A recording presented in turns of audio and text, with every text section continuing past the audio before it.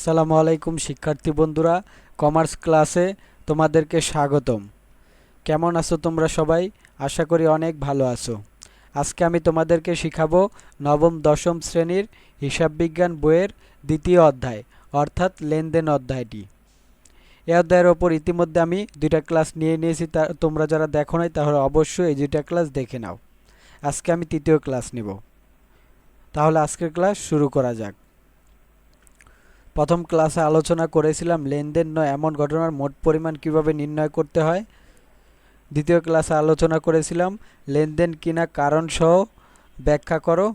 আর আজকে আলোচনা করব হিসাব সমীকরণের ওপর লেনদেনগুলোর প্রভাব নির্ণয় করো, অথবা টেবুলার ছকে হিসাব সমীকরণের প্রভাব নির্ণয় করো, অথবা এই প্রশ্নটা আরেকভাবে থাকে, প্রমাণ করো যে L+OE। তো এই প্রশ্নটা নির্ণয় করার জন্য কিছু রুলস আছে, কিছু সম্পর্কে জানতে হবে, এগুলা সম্পর্কে আমরা জেনে নেই। যেমন প্রথমে হ্রাস বৃদ্ধি সম্পর্কে জানতে হবে। গত ক্লাসে আমি হ্রাস বৃদ্ধি সম্পর্কে ক্লাস করিয়েছিলাম, তোমরা অবশ্যই গত ক্লাসটা দেখে নিবে, তাহলে পুরোপুরি ক্লিয়ার হয়ে যাবে হ্রাস বৃদ্ধি সম্পর্কে। আজকে আমি কিছু দেখিয়ে দেব। যেমন এ বলতে সম্পদ, সম্পদ যদি বৃদ্ধি পায় তাহলে ডেবিট হবে, আর সম্পদ যদি হ্রাস পায় তাহলে ক্রেডিট হবে। আর দায় বলতে এল যদি হ্রাস পায় তাহলে ডেবিট হবে, এল বৃদ্ধি পেলে ক্রেডিট হবে। ওই আর এল একই রকম, ওইও হ্রাস পেলে ডেবিট হবে, ওই বৃদ্ধি পেলে ক্রেডিট হবে। দায় আর মালিকানা সত্ত্ব একই কথা। এখানে আরেকটা কথা বলে নেই, ওই বলতে শুধু মালিকানা সত্ত্ব না, ওই বলতে আয় ব্যয় এবং মালিকানা সত্ত্ব এই তিনোটা হিসাবই। আর গত ক্লাসে বলেছিলাম যে হিসাব 5 প্রকার: সম্পদ, দায়, আয় ব্যয়, মালিকানা সত্ত্ব। সম্পদের সংকেত হচ্ছে এ, দায়ের সংকেত হচ্ছে এল, এবং আয় ব্যয় মালিকানা সত্ত্ব এই তিনোটার সংকেত হচ্ছে ওই। সুতরাং যদি তোমরা ওই লেখো হিসাবে তাহলে হ্রাস পেলে ডেবিট করতে হবে, আর যদি বৃদ্ধি পায় তাহলে ক্রেডিট করতে হবে। আর যদি বাংলায় লেখো ব্যয়, এই ব্যয়টা যদি ওই না লেখা ব্যয় লেখো তাহলে ব্যয় বৃদ্ধি পেলে ডেবিট করতে হবে, ব্যয় হ্রাস পেলে ক্রেডিট করতে হবে। সম্পূর্ণ সম্পদের মতন, সম্পদ যেরকম বৃদ্ধি পেলে ডেবিট হয়, হ্রাস পেলে ক্রেডিট হয়, ব্যয়ও তেরকমই। আমি তোমাদেরকে সাজেস্ট করব ওই লিখবা, কখনো বাংলায় ব্যয় লিখবা না।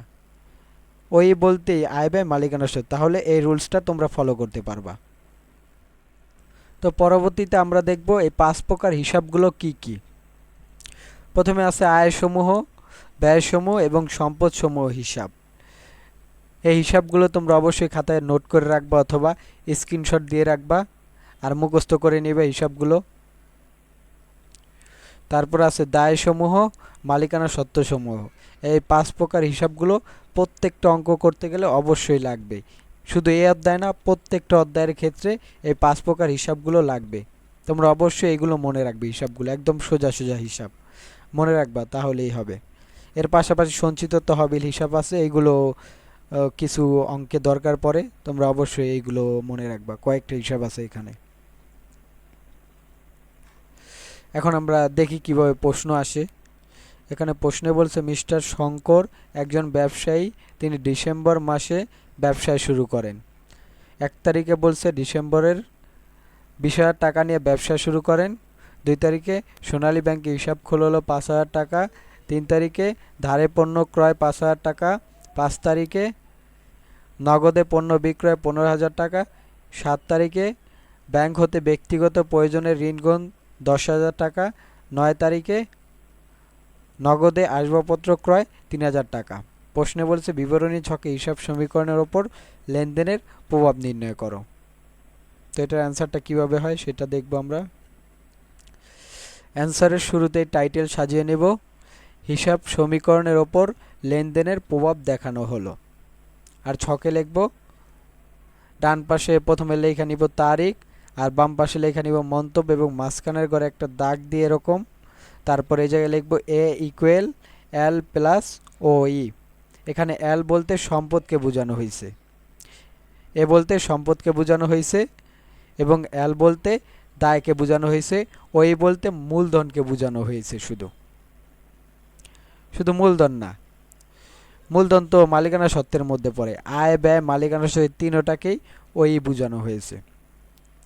তো এই অঙ্ক করতে হলে প্রথমে আমাদের বের করতে হবে কয়টা সম্পদ আছে আর কয়টা দায় আছে, এই অনুযায়ী এই মাঝখানের ছকগুলো হবে।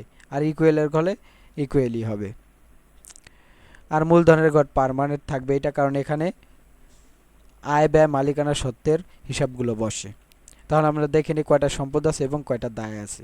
প্রশ্নে দেখি, প্রথমে বলছে এত টাকা নিয়ে ব্যবসা শুরু করেন, তার মানে নগদান হিসাব আছে, মূলধন হিসাব আছে, একটা সম্পদ পাইছি নগদান হিসাব।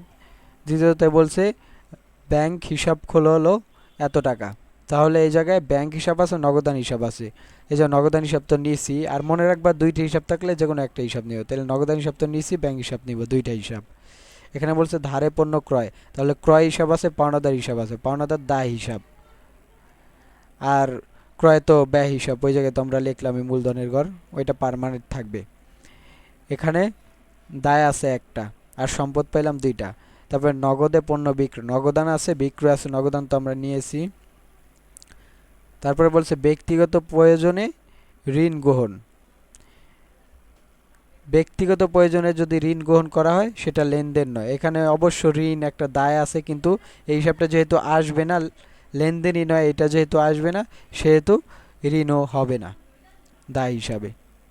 তারপরে বলছে নগদে আসবাবপত্র ক্রয়, এখানে আসবাবপত্র আছে, নগদ আছে, নগদান তো নিয়েছি, আসবাবপত্র নিয়েছি, তাহলে সম্পদ আমরা কয়টা পেলাম? নগদান, ব্যাংক হিসাব, আসবাবপত্র হিসাব। তারপরে আমরা দায় পাইছি একটা। তো কোনটা কোন হিসাব এইটা বুঝতে হলে আমাদের এই ছকগুলো অবশ্যই মনে রাখতে হবে, কোনটা সম্পদ, কোনটা আয়, কোনটা ব্যয়, কোনটা মালিকানা সত্ত্ব, কোনটা দায়। এই যে এই হিসাবগুলো পড়লে অবশ্যই তোমাদের ক্লিয়ার হয়ে যাবে, তোমরা সহজে চিনতে পারবা কোন কয়টা সম্পদ আছে, কয়টা দায় আছে, কোনগুলা সম্পদ, কোনগুলা দায়। এই যে আমরা লিখলাম নগদ, ব্যাংক, আসবাবপত্র, আর এখানে যেহেতু একটা দায় আছে পাওনাদার, এটা আমরা লিখলাম এখানে। প্রথম তারিখে আমরা নগদান বৃদ্ধি করেছি এবং মূলধনও বৃদ্ধি করছি, কারণ প্রথমে কি বলছে? ব্যবসায় শুরু করছি, তাহলে এই জায়গায় নগদান ডেবিট, মূলধন হিসাব ক্রেডিট। তো নগদান হচ্ছে সম্পদ, সম্পদ তখনই ডেবিট হয় যখন সম্পদ বৃদ্ধি পায়, এই কারণে এখানে আমরা সম্পদকে বৃদ্ধি করেছি। আর মূলধন তখনই ডেবিট হয় যখন মূলধন কি হয়? যখন মূলধন হ্রাস পায় তখনই মূলধন ক্রেডিট হয়। যেহেতু মূলধন এখানে ক্রেডিট হয়েছে, এই কারণে এই জায়গায় আমরা কি করছি? মূলধনকেও বৃদ্ধি করছি এই জায়গায়। তারপর দ্বিতীয় জাবেদা বলছে কি? সোনালী ব্যাংকে হিসাব খোলা হলো। এই জায়গায় ব্যাংক হিসাব ডেবিট, নগদান হিসাব ক্রেডিট, ব্যাংক ও সম্পদ, নগদান ও সম্পদ। তার মানে এ বৃদ্ধি পাবে, এ হ্রাস পাবে, ব্যাংক বৃদ্ধি পাবে, নগদান হ্রাস পাবে। এই যে ব্যাংক বৃদ্ধি করছি আর নগদকে হ্রাস করছি, ব্যালেন্স নাও এরকমভাবে 20,000 টাকা থেকে 5,000 টাকা বিয়োগ করলে 15,000 টাকা থাকে। আর এই যে ব্র্যাকেট দিয়ে সবসময় অ্যাকাউন্টিংয়ের ক্ষেত্রে ফার্স্ট ব্র্যাকেট দিয়ে তোমরা মাইনাস চিহ্ন বুঝাতে পারো, সবসময় এরকমভাবেই বুঝাতে হয়। তাহলে মাইনাস করলে 15,000 টাকা থেকে, আর এই যে 5,000 টাকা, 20,000 ব্যালেন্স ছিল 20,000 টাকা। আর মন্তব্যের ঘরে লিখবা বিনিয়োগ, যেহেতু প্রথম তারিখে বলছে বিনিয়োগ করছে, দ্বিতীয় তারিখে বলছে ব্যাংকে হিসাব খুলছে, তাহলে ব্যাংক হিসাব খোলেন। তারপর 3 তারিখে বলছে ধারে পণ্য বিক্রয়, এখানে ক্রয় হিসাব ডেবিট হয়েছে, পাওনাদার হিসাব ক্রেডিট হয়েছে। তাই ক্রয় হিসাব তখনই ডেবিট হবে যখন কি ওই হ্রাস পাবে, তার মানে এখানে ওই হ্রাস পেয়েছে। আর পাওনাদার হিসাব তখনই ক্রেডিট হবে যখন ওই বৃদ্ধি পাবে, এল বৃদ্ধি পাবে। তাহলে এখানে এই যে আমরা এলকে বৃদ্ধি করছি মানে পাওনাদারকে বৃদ্ধি করছি, ওই মানে মূলধনকে হ্রাস করছি এখানে, যেহেতু ধারে পণ্য ক্রয় করছে এই কারণে ধারে ক্রয়। তারপর 5 তারিখে বলছে নগদে পণ্য বিক্রয়, এখানে নগদান ডেবিট, বিক্রয় ক্রেডিট, নগদ টাকা বৃদ্ধি পাইছে আর ওই হ্রাস পেয়েছে। এই যে নগদ টাকা বৃদ্ধি পেয়েছে 15,000, ওইও বৃদ্ধি পাইছে 15,000 টাকা, যেহেতু ক্রেডিট হয়েছে। আর ক্রেডিট হয় কখন? বৃদ্ধি পেলে ক্রেডিট হয়। এই যে আর এই জায়গায় যেহেতু নগদে পণ্য বিক্রয় করছে এই কারণে নগদে বিক্রয়। ব্যালেন্স নামাবো 15,000 15,000 যোগ করলে 30,000, 5,000 ব্যালেন্স 5,000, ইকুয়ালের জায়গায় ইকুয়াল, এই যে 5,000 ব্যালেন্স 5,000, 15,000 15,000, 30,000 টাকা। তারপর 9 তারিখের এন্ট্রিটা দেখব। ও 7 তারিখে যেহেতু এটা লেনদেনও, তার মানে এটা হিসাবে আসবেই না। 9 তারিখে বলছে নগদ আসবাবপত্র ক্রয়, তার মানে আসবাবপত্র ডেবিট, নগদান হিসাব ক্রেডিট। আসবাবপত্র সম্পদ হিসাব, নগদানও একটা সম্পদ হিসাব। তার মানে এই জায়গায় সম্পদ বৃদ্ধি পাইছে, সম্পদ হ্রাস পাইছে, মানে আসবাবপত্র বৃদ্ধি পাইছে আর নগদ টাকা হ্রাস পাইছে। এই যে 3,000 টাকা হ্রাস পাইছে। 30,000 থেকে 3,000 মাইনাস করলে 27,000 টাকা থাকে। 5,000 ব্যালেন্স 5,000, 3,000 ব্যালেন্স 3,000, ইকুয়ালের ঘরে ইকুয়াল, 5,000 ব্যালেন্স 5,000, 30,000 ব্যালেন্স 30,000। যেহেতু আসবাবপত্র ক্রয় করছে এই কারণে মন্তব্যের ঘরে লিখব আসবাবপত্র ক্রয়।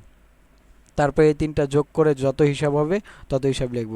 তাহলে 27,000 3,000 যোগ করলে 30,000, আর 5,000 যোগ করলে 35,000, এই যে 35,000, এই 5,000 আর 30,000 যোগ করলে 35,000, এই যে 35,000। সবসময় এই দুই পাশে হিসাব মিলবে, যদি হিসাব মিলে তাহলে অঙ্ক হয়েছে, আর যদি হিসাব না মিলে তাহলে অঙ্ক হয় নাই, এরকম। তো আমাদের হিসাব মিলেছে, তার মানে আমাদের অঙ্ক হয়েছে। তো অঙ্ক এই পর্যন্তই, আজকের ক্লাস এই পর্যন্তই। দেখা হবে অন্য কোনো টিউটোরিয়ালে। তোমরা বেশি বেশি প্র্যাকটিস করবে এই অঙ্কটা, বেশি বেশি প্র্যাকটিস করবা, তাহলে তোমরা অবশ্যই সব অঙ্ক সলভ করতে পারবে ইনশাল্লাহ। দেখা হবে অন্য কোনো টিউটোরিয়ালে। ভালো থেকো, সুস্থ থেকো, আল্লাহ হাফিজ।